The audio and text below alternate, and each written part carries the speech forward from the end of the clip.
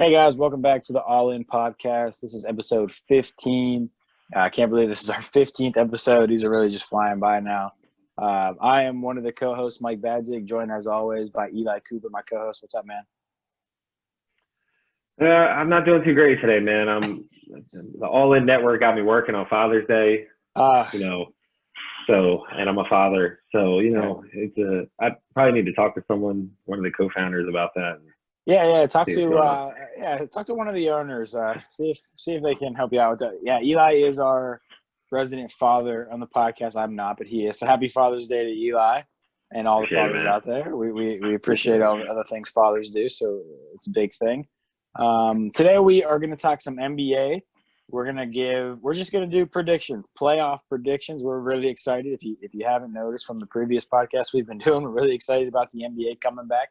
So we want to do playoff predictions. We're going to go series by series, round by round, and kind of just work this through. So we're trying not to take up too much time, but these things get heavy sometimes. So before we get into it, though, we want to talk about some stuff that's going on at the All In Network. If you haven't tuned into the Rain and Bliss podcast yet, make sure you're doing that. They're now available on Spotify, Apple, Google Podcast, Anchor, Radio Public. At this point, pretty much anywhere you can get a podcast, they're on it. They also can be found on this YouTube page. So make sure you're hitting subscribe to this YouTube page and liking our videos if you enjoy them and leaving some comments and telling us what you want us to talk about. Anything else, Coop? Yeah, just make sure you follow us on social media as well, on Twitter at all_in_pod. Like our Facebook or follow our Facebook page, All In Network. And then for Instagram, it's at All In Network, all one word.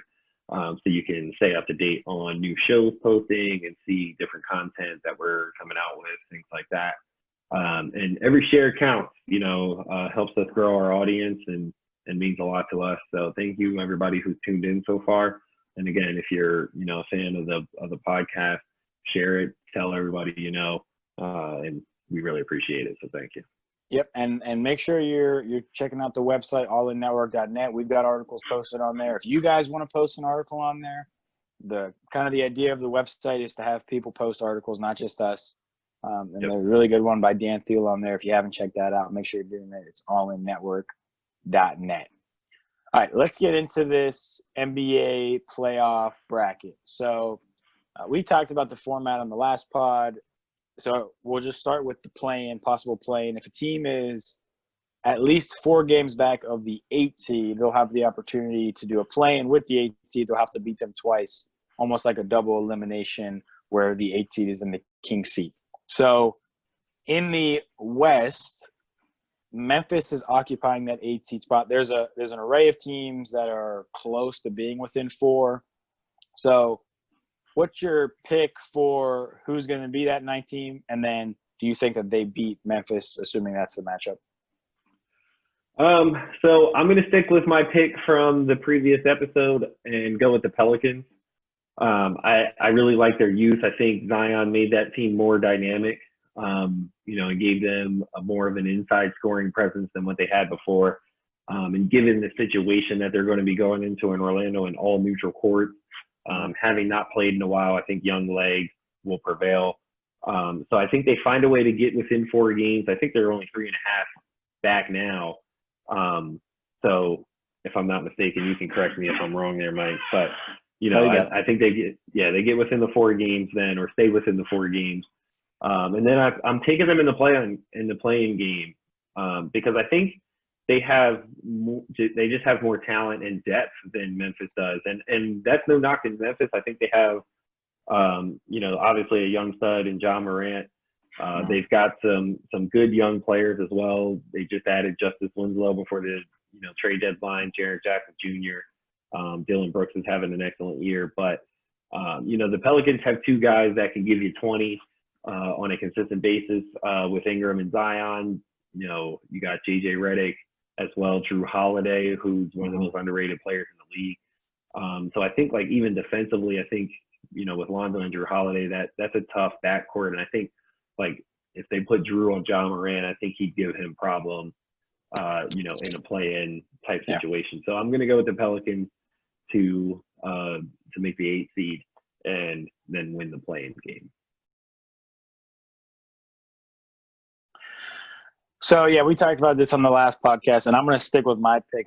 I went with Memphis. I like the pick of New Orleans being that team over them. I think I like their roster even a little bit more than Portland's up and down. I know Portland has Dame and CJ, so you kind of want to lean that way, and the playoff experience makes you go that way. But they had a bad regular season, and I think that I put some stock into the regular season here. So I think Pelicans maybe get that spot, but I do think Memphis is going to be able to beat them at least 1 out of 2. I can't see them losing twice, really to any of those teams that have a chance just twice in a row. That's tough to do on a neutral court.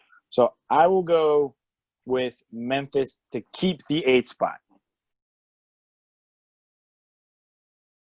So then in the East, we got a similar question. This one is not as close. Washington is the only team that got brought that isn't currently a playoff spot. They're 5.5 back of Orlando. So do you think that they even get within the 4 games? And if they do you think they beat Orlando twice in a row? No. Agreed. And I like Brad Beal. No, he can't get him over. He can't get him a game and a half on Orlando by himself. Sorry. Yeah, I agree 100%. I think Magic keeps the spot, and there's no playing game in the East. So we can do that one quick. So let's start in the East then, and we'll stay with the Magic.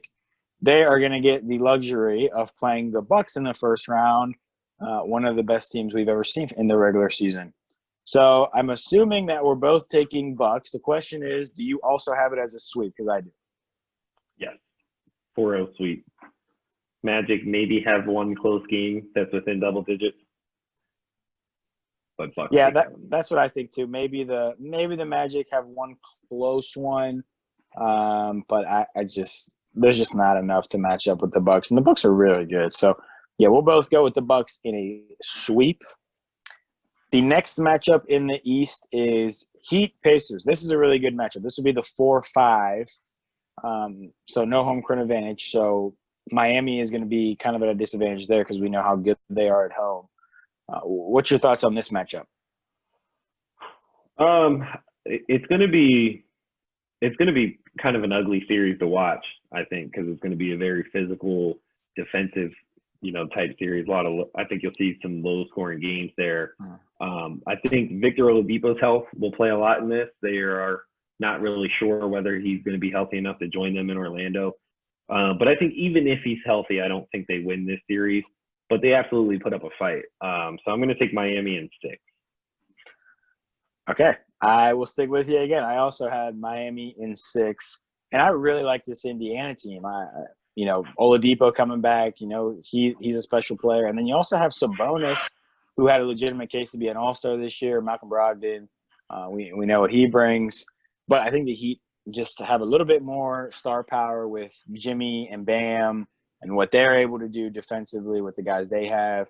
And they've got shooters as well around those guys. And Eric Spoelstra is a really good playoff coach. So I got Heat in 6 as well. Okay, next series is really probably – you could argue the most interesting of the first round. 3 versus 6 is Boston and Philly. Philly is your team here. What's your thoughts on the series? Well, first of all, somehow over the last few years, and just in general in the Sixers history, we always end up running into Boston in the playoffs. Yeah. Like, there's never been a point where the Sixers are good and the Celtics are bad. There's been a point where the Celtics are good and the Sixers are bad, but never the other way around. It's just strange. Yeah. But this one's tough, man, because I really think the Sixers are constructed to beat Boston for sure. They really don't have any kind of answer for Embiid. I think defensively we would defend well against them. I think Ben can handle Tatum. You know what I mean? I don't think he'd shut him down, but he can guard him, and slow him down to where he's not absolutely torching us. The issue, and one of the biggest issues that they've had is guarding a guy like Kemba Walker in pick and roll situations, because they haven't really figured out what to do with Embiid quite defensively, whether they want to. Well, they've been sitting him back, and guards like Kemba Walker, he doesn't come up and play on the screen, and so a guard like Kemba Walker is going to come into the mid range, knock that down every time, or draw him in and then bring Joel out on a switch and go by him every time. So it's kind of difficult to see Philly winning this series. And because we are god awful on the road, which is where every one of these teams technically will be, I'm going to go with Boston. Oh, Boston. So you're changing the pick then from before. I think am. you had Philly before, yeah. Yeah, I'm going to take Boston, and it's going to be in 7. So, Brett Brown gets fired. Yes. So that would be the silver lining of the season. If they do lose in the first round, is you would think Brett Brown would be out of there. I like Philly here, and the matchup thing is big that you talked about. I don't know who Boston has that is going to be able to handle Embiid. Even Simmons, they're going to probably do an array of things with Brown and Marcus Smart, and probably Tatum will have some time on him. But he's just a really bad matchup for a lot of people. I think the biggest guys in this series are going to be Tobias and Richardson. Are they going to be able to knock down open shots, And Tobias is a guy as well who, if they put Brown or Marcus Smart or whoever on Simmons, he's going to have to be able to create at least in some parts of the game. Something that Philly is really going to be missing is Jimmy Butler from last year. If you watch those playoff games, Jimmy was really the guy. In the most clutch situation, Jimmy was, okay, give me the ball. I got this. Get out of the way, kids. Now you hope that Embiid and Simmons have a bit of a maturation process and maybe they can take more of a load. But I do like Boston a lot, and they're young, and we talked about how we think this might favor the young teams, and Philly is really bad on the road. So, I've kind of changed my thinking on this too, where, I'm doing all these things, and I'm thinking, what are all these circumstances how is it going to change? Are these guys going to be at a disadvantage? Are these guys going to be an advantage because of the situation? And it's sometimes we forget to look at, well, how were they all year? Were they good? Were they dysfunctional? I think Philly was dysfunctional a lot of the year. But with that being said, I'm still taking Philly because I do believe that Embiid is such a problem. And I think Tobias is actually going to step up. I think the break helps them. And you know what? And this all depends on Embiid, what kind of shape he comes back in.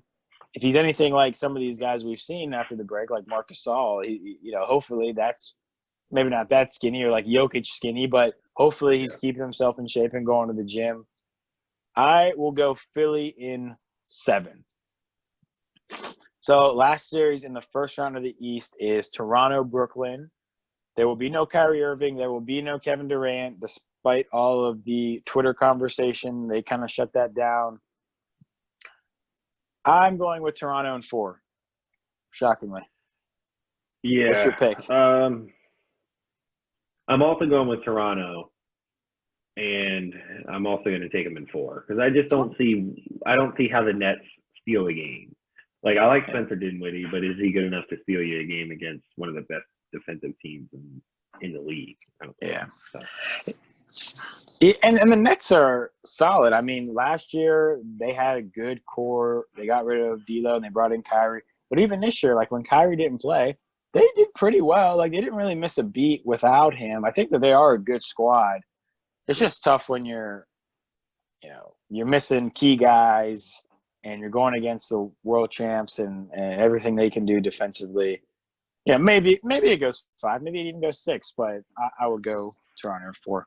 All right, so let's go to give them a better chance against I'd give them a better chance against Boston or something, a team that's not as great defensively as Toronto. You know what I mean? Where certain guys can just get hot.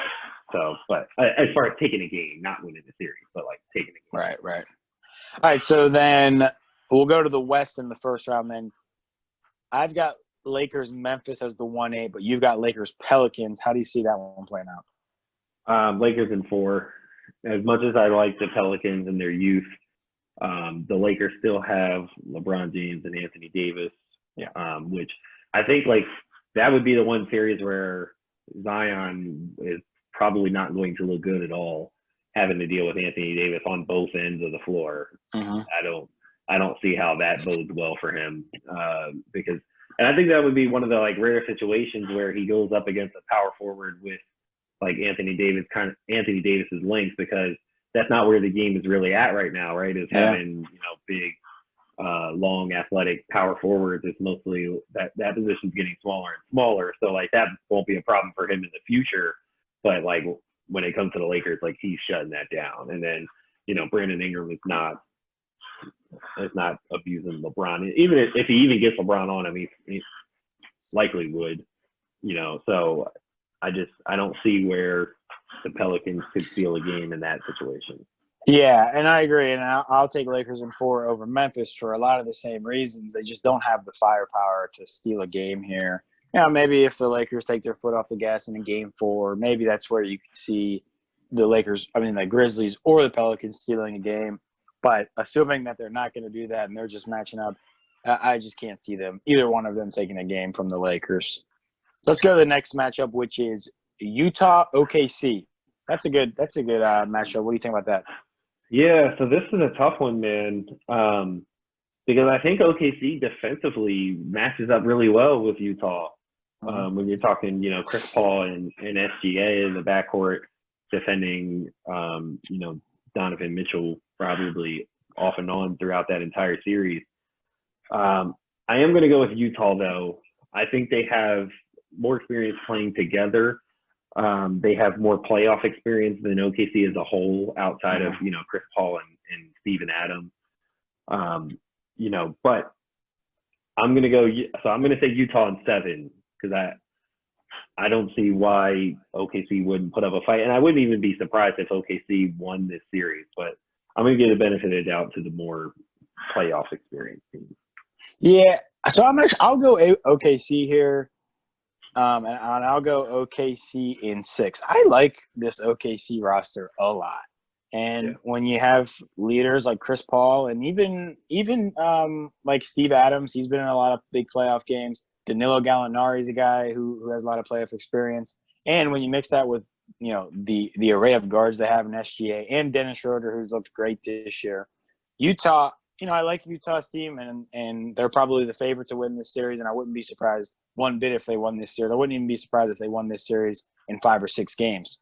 But it's just, Mike Conley has been a disappointment for sure. They brought him in as someone who could help take the load off of Donovan Mitchell. If you watched Donovan Mitchell in the playoffs last year, when they asked him to be that guy, it didn't really go that well. So they bring in Mike Conley to try to take some of that load off, and that doesn't really go well. Gobert is solid, but he's not a scorer. And I think OKC is going to be able to put their paws on them a little bit. So I'll go OKC in 6, but that one could go either way. A lot of these Western Conference ones. So the next one is Denver-Houston. That's another one that could go either way. Yeah, so I'm going to go with Denver here. I think this is probably the worst matchup Houston could have gotten in the first round, other than, obviously the Clippers or the Lakers. Which I guess is pretty obvious. But I think they needed to fall in the 4 or 5 seed to get out of the first round. And it's because of Jokic, right? They traded away all big men, and PJ Tucker's playing the 5. That sounds like child abuse for Nikola Jokic. So, and for a team that runs their offense through him, and he's not a kind of guy who's going to sit on the block and force it all game. He's going to force double teams and then hit guys, cutters and shooters on the perimeter, which is exactly what Denver wants to do with Jokic, is have him in a situation where he can make plays for others as well. Yeah. I also think they have much more depth when they can bring a guy like Michael Porter Jr., who was really good coming off an injury. He's still healthy, right? Yeah, I think so, yeah.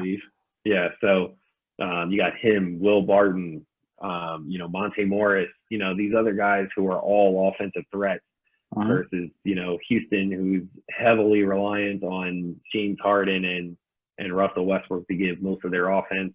And then they're, praying to get consistency out of Austin Rivers and Eric Gordon otherwise, as far as offense goes. So, I don't think they have the depth. And I think one of the best and most unselfish big men in the game is going to be a big problem for them. So I agree with everything you just said. But the one part that did stand out is you named all of those guards for Denver, and they have really deep guards and a lot of good guards. But none of them are named James Harden or Russell Westbrook. So it's hard to pick against them here. I know Jokic is a top 5 MVP candidate for the past 2 seasons, really, but it's I don't know. I lean heavily on the guards in these playoff situations a lot of the time. And Denver last year did not perform well in the playoffs with a lot of the same guys. San Antonio was able to take them to 7 games, and then in the second round they didn't perform well at all. I'll go with Houston, but I think it does go 7. Yeah, I got Denver in 6. I took obviously James or Russ are taking 2 games, and I wouldn't even call it an upset if Houston beats Denver, because we talked about this on the last episode. Like, if there's one team that can disrupt the entire West, it's Houston. So because of those two, so it wouldn't surprise me at all if they were able to beat the Nuggets. So the 2-7 matchup in the West is Clippers-Mavs. I'm going to take the Clippers, obviously, but I'm going to take them in 6. I don't think that's going to be as short of a series. I think Luka seems like a big time player to me, man, and I think Porzingis will also have a great series in that series. So I think Dallas has enough offense to, give the Clippers a scare, and the Clippers are the kind of team who like occasionally take their foot off the gas. You know what I mean? So I could certainly see them dropping at least a game or 2 to the Mavs, and So, but the Clippers will handle that series. It'll be like if it does go 6, it won't seem like the Clippers ever lost control. Like they'll probably go up 3-1, drop a game, and then finish them off. Yeah, I went Clippers in 5 here. I agree with a lot of the Dallas stuff. I think they're a team of the future for sure. Luka, Porzingis, and they've actually stepped up. A lot of guys have stepped up for them. Tim Hardaway is having a great season for them. Steph Curry's having a really good season for them, and so is Dwight Powell. But the Clippers, when we talk about the best teams in the NBA, there's 3 teams that we name, and the Clippers are one of them. So I do agree that Dallas might be able to get one. Clippers are still working on some chemistry issues. We kind of talked about that with Todd and Sean last episode, 2 episodes ago. Sorry. So maybe the Mavs do get 1 or 2, but I think Clippers in 5 makes the most sense.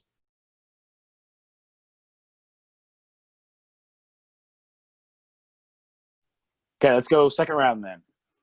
We both have Bucks Heat.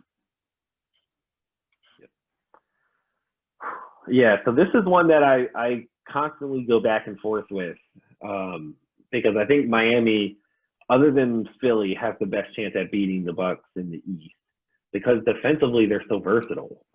There's multiple guys that they can throw at Giannis along with, help side defense and things like that. Starting with Jimmy Butler. Now they have Andre Iguodala. I believe they still have Jay Crowder, who they got in the Memphis trade.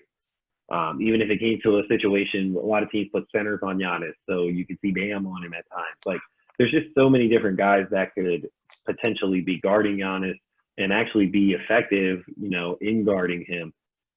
But I don't think, as a whole, Miami has quite enough offensive firepower to keep pace with the Bucks.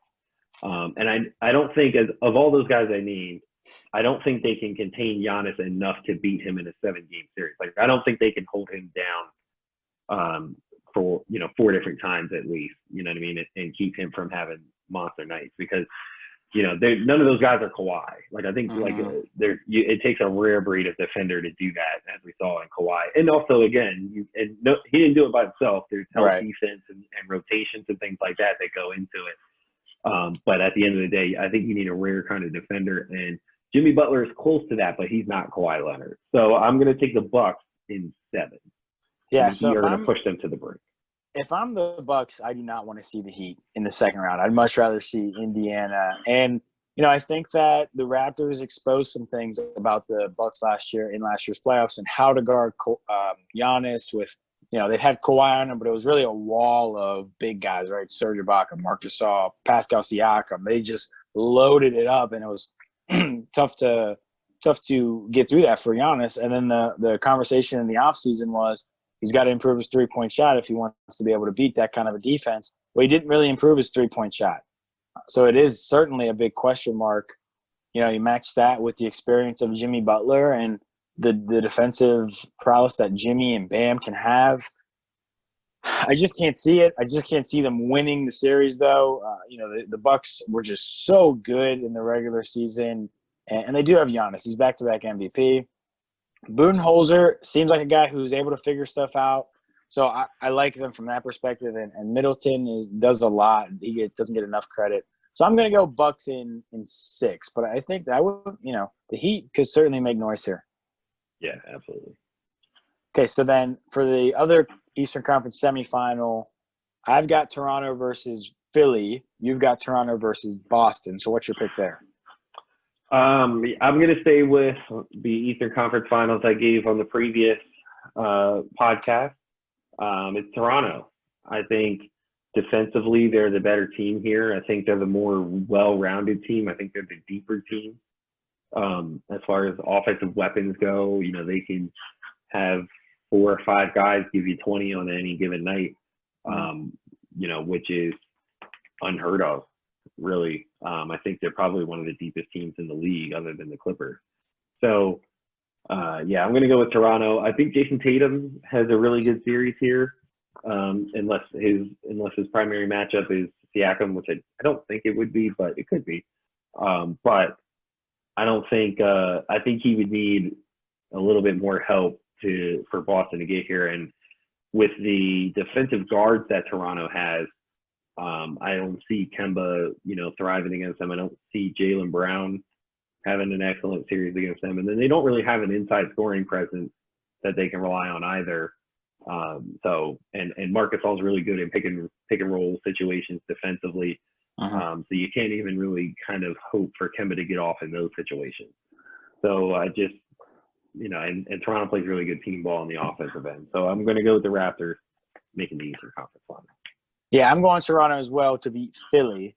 And I think it's a 7-game series, though. I do like Philly's team a lot, and I think that, it is going to be a little bit tough for Toronto just because of things, people talk about it all the time. They don't have the superstar anymore. Kawhi left. But I just think as a team, and especially against a team like Philly, I think they're more equipped to beat Philly. Even a team like Boston might match up a little bit better than Philly does. Ben Simmons is a big guy, but we've got a lot of guys who can guard that type of a player.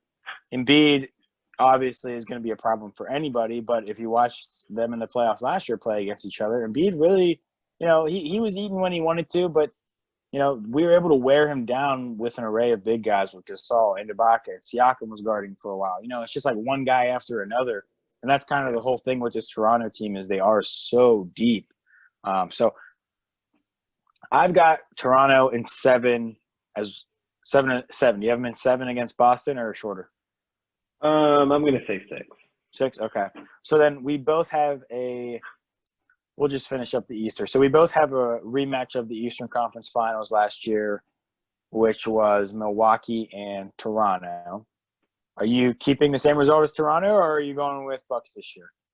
I'm going with the Bucks this year. I think the absence of Kawhi Leonard ultimately shifts the series here. Toronto absolutely will put up a fight. They're a scrappy, well-coached, excellent defensive team. So I'm going to go with the Bucks in 7. I think Giannis redeems himself and gets to his first NBA Finals. Yeah, that would be a really good story for Giannis to be able to get to his first NBA Finals after everything that was said about him last year. I do not think it's going to happen, though. I am still picking Toronto, and I'm picking Toronto in 6 games. I think that they're, the thing is with how they played Giannis last year, Kawhi was a part of it, but really it was a group effort. It was really the system that Nick Nurse had and the players around. And Kawhi, they obviously are not going to have Kawhi in that position. But you had a guy, OJ Anunoby was not there in the playoffs last year. Ronnie Hollis-Jefferson is a guy who's that lengthy defender that would give Giannis some problems, I think, off the bench. Yeah. Toronto's just so deep. And again, when you look at the Bucks, it's like, okay, but you're going to need someone else but Giannis to knock down open shots. I don't trust Eric Bledsoe at all. I think Eric Bledsoe is really a liability when he's on the court a lot of the times in these playoff games because he always wants the ball in his hand and he doesn't knock down open shots. Plays good defense a lot of the time, but offensively it doesn't really work out. Middleton has got to prove it still. And even Budenholzer coached teams. I mean, thinking back even when he was on the Hawks, it was kind of like they had this good system, but then when they got to the playoffs, it seemed like, they weren't able to ever get over the hump. This would be the year with LeBron James out of the East, but I still am going with Toronto here in 6. All right, so let's go to the West then. Western Conference semifinals. Your first matchup is Lakers-Jazz. Yeah, so I'm going to take the Lakers in 4 here. I think they actually earned themselves another sweep.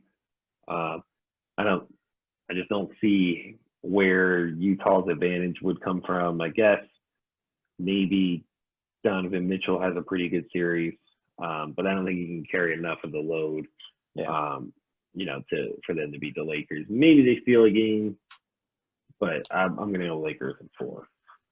So I have Lakers Thunder, and I will go Lakers in 5.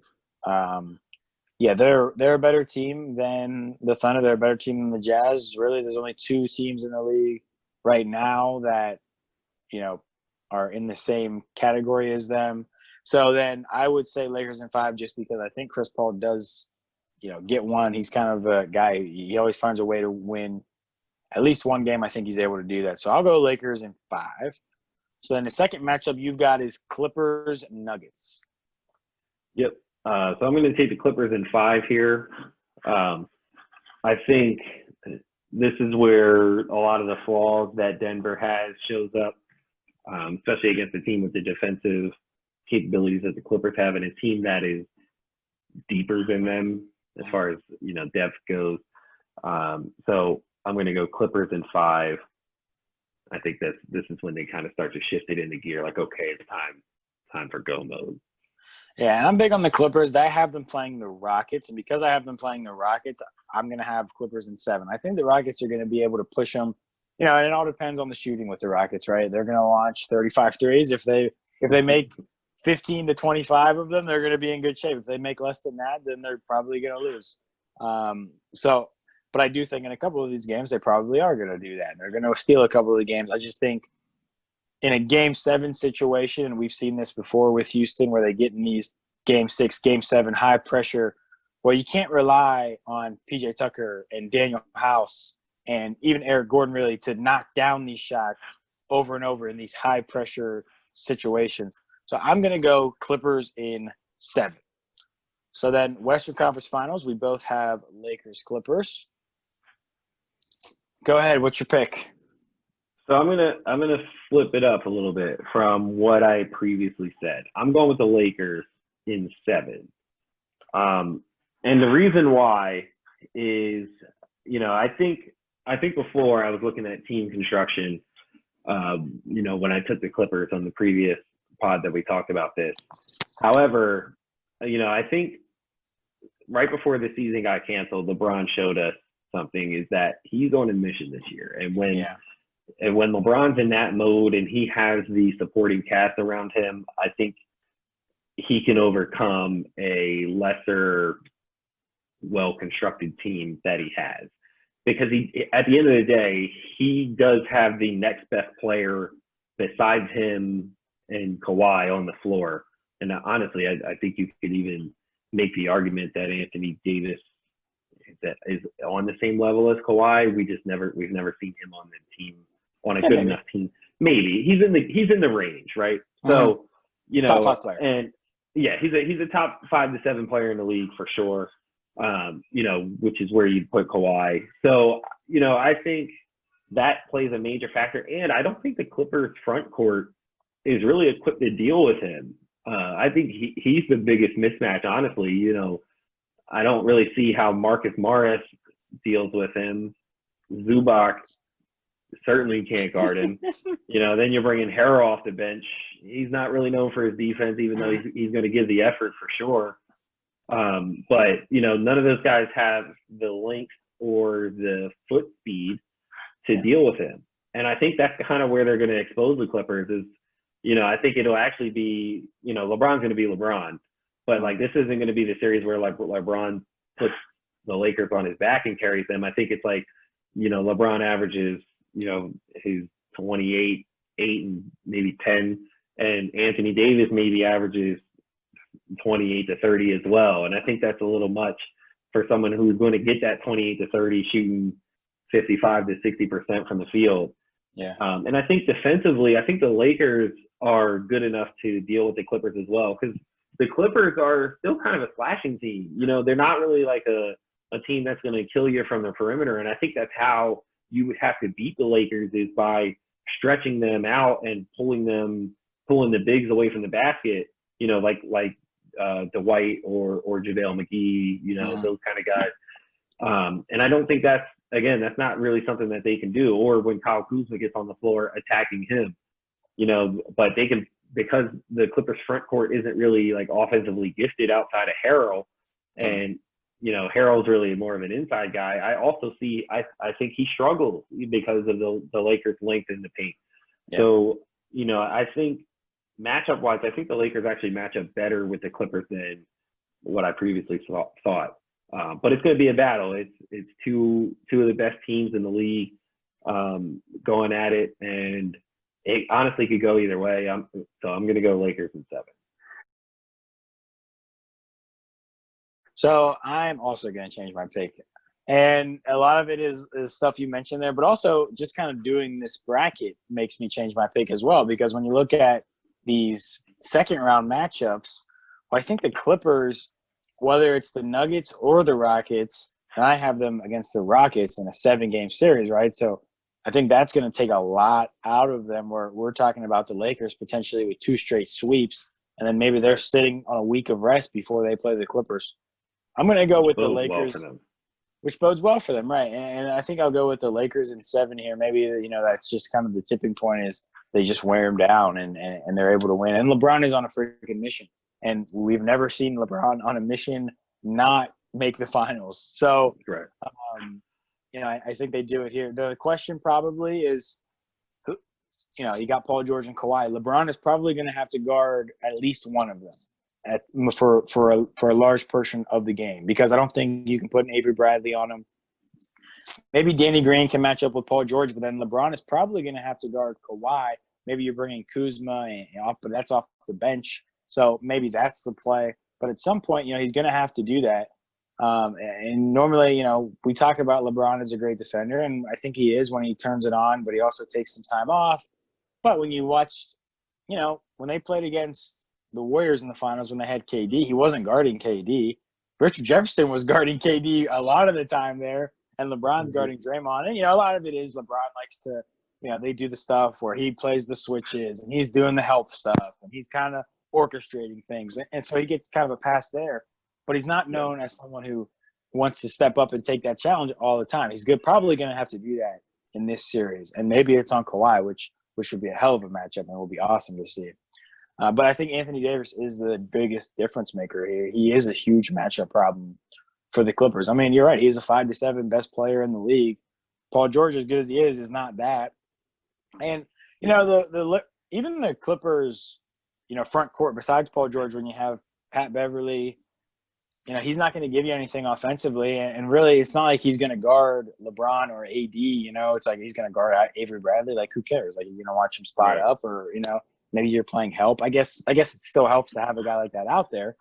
You know, Lou Will is great, but he's not a defensive player, and he isn't exactly what he used to be either.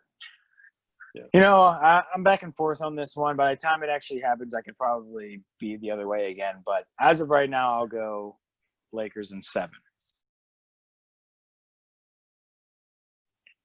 Yeah, and to piggyback, now that you mention it, if you're Doc, do you keep Pat Bev in the starting lineup because you're not really utilizing his defense? Do you go with Lou Will or Reggie Jackson? You know, someone who maybe Lou Will, someone who can give you a little more floor spacing and you know, more creation on offense and pick and rolls and stuff like that. Might be something to think about, you know, because it's not like, and also he's a better facilitator than what Pat Bev is going to be, even though he's not a great facilitator, but he's going to be better than Pat Bev at it. So yeah.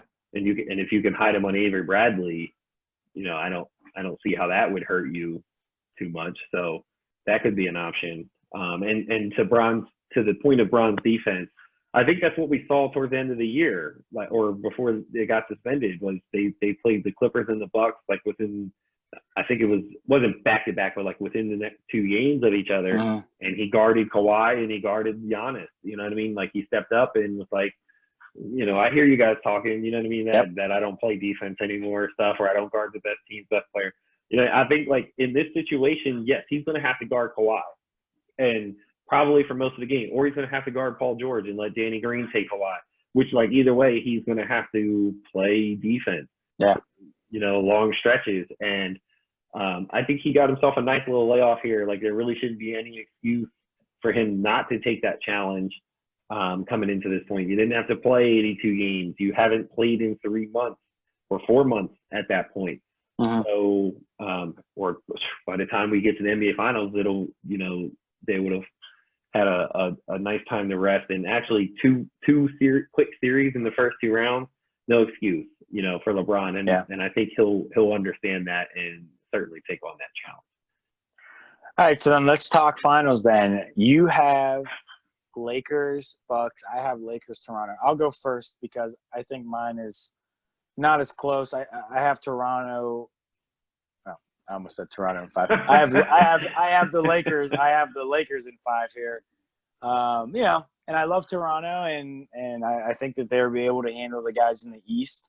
But LeBron isn't in the East, and Anthony Davis isn't in the East. And when they're on the same team, it's just going to be really tough for them to try to match up with that kind of star power. You know, when I talk about the East, nobody in the East has that much star power. You know, Giannis is, of course, back-to-back MVP, but he's almost by himself. Middleton is an all-star, of course. But, you know, as far as having guys who can create off the dribble, you know, Giannis is really the guy doing it, and he can't really shoot 3. So it's, you know, it's not as difficult as when you look at LeBron and Anthony Davis, and they're doing everything, posting up, driving.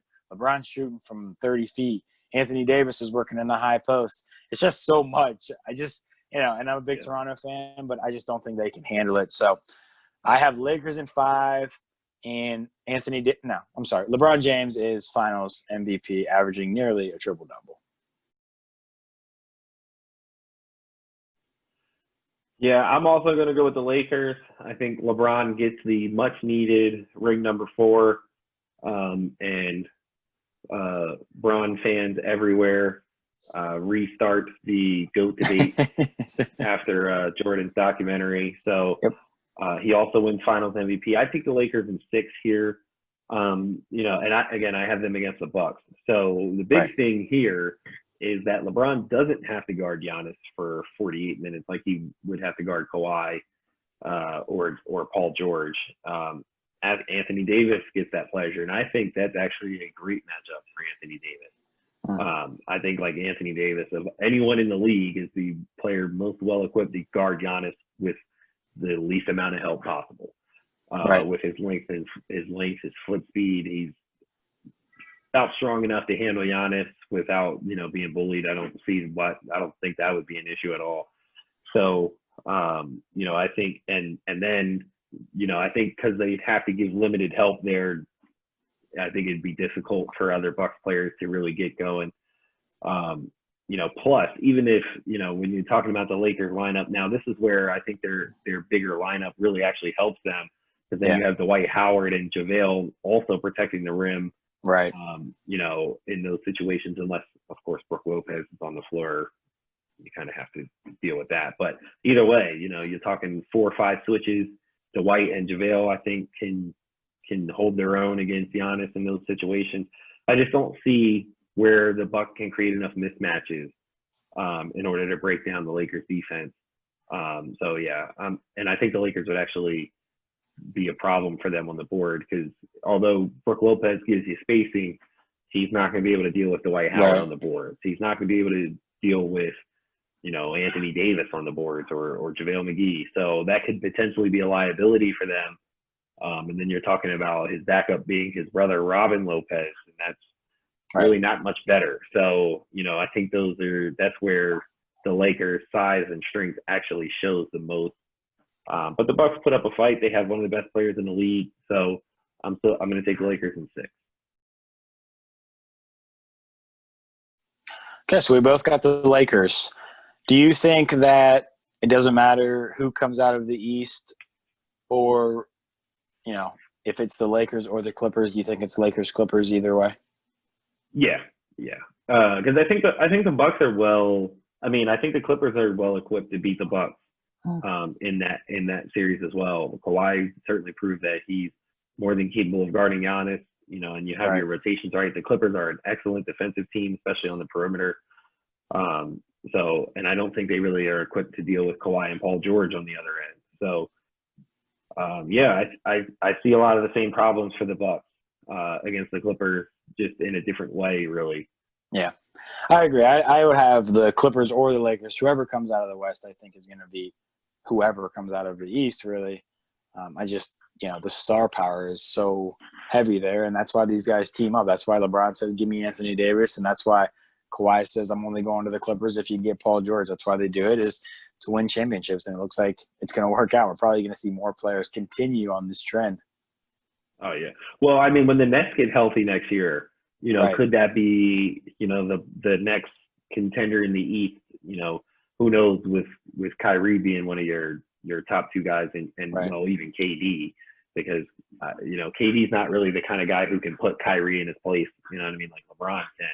Right. So, that's as far as the chemistry dynamic, who knows? But just from looking at the roster on paper, they get Kyrie and KD back. That could be another potential team where it's like we saw two guys who wanted to play together, got what they wanted to try to win a championship. So, yeah, and I think that they are probably going to be the favorite in the East. When you look at these playoff matchups, when you have the star power of a KD and Kyrie, they're going to be the favorites, I think, and I probably will be taking them, assuming that the regular season isn't disastrous next season. Yeah. So that's really all we had to talk about today. We wanted to keep it rather short. Eli, we mentioned, is a dad. He wants to hang out with his daughter a little bit. It is Father's Day. Yeah. She's up there. She was up there earlier running around with no diaper on, so missing out on action. Yeah, missing out on good Father's Day activities. So make sure you guys hit the subscribe button. Make sure you're following us on Twitter, Instagram. Make sure you are subscribe to the Rain and Bliss podcast. Now it's on Apple. So if you're an Apple listener, you can look for them. Just search Rain and Bliss podcast, and it's right there.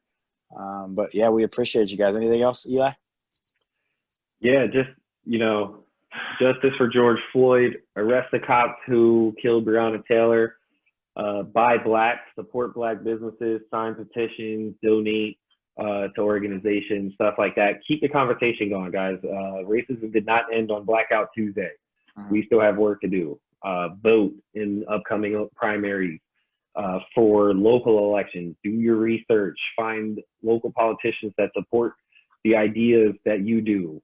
I think a lot of things get lost in the power of the people because the people at times feel powerless. But as a collective, if we truly want to get things done, we can get things done.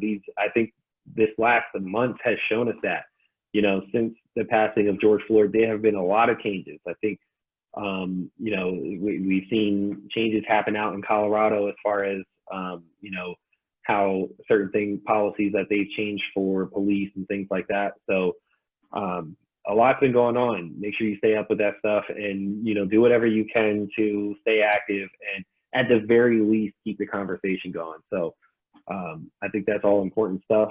And last but not least, sharing is caring. Share podcast episodes for us and the All In with Rain and Bliss podcast. Honestly, if you haven't listened to them yet, you are missing out. There's really no other way to put it. 2 episodes in, and it's been great to watch. And I'm not exaggerating because they're on our network. I truly actually believe that. So, make sure you guys listen. And if you enjoy it, share it, tell your friends, tell your family members, retweets, shares, things like that go a long way. So again, thank you guys so much for, helping us have a platform to talk about BS all day. Some important stuff. And if you haven't checked out Rain and Bliss, if you're watching on YouTube right now, their video is probably right below are. So just click on that and watch it, and I promise you we're going to keep watching them because they are just so funny and relatable. But yeah, man, we got a lot going on, so we're enjoying the ride, and we're enjoying you guys hanging out with us. So, all right, guys, this was the All In Podcast, episode 15. Thanks for listening. All right, man.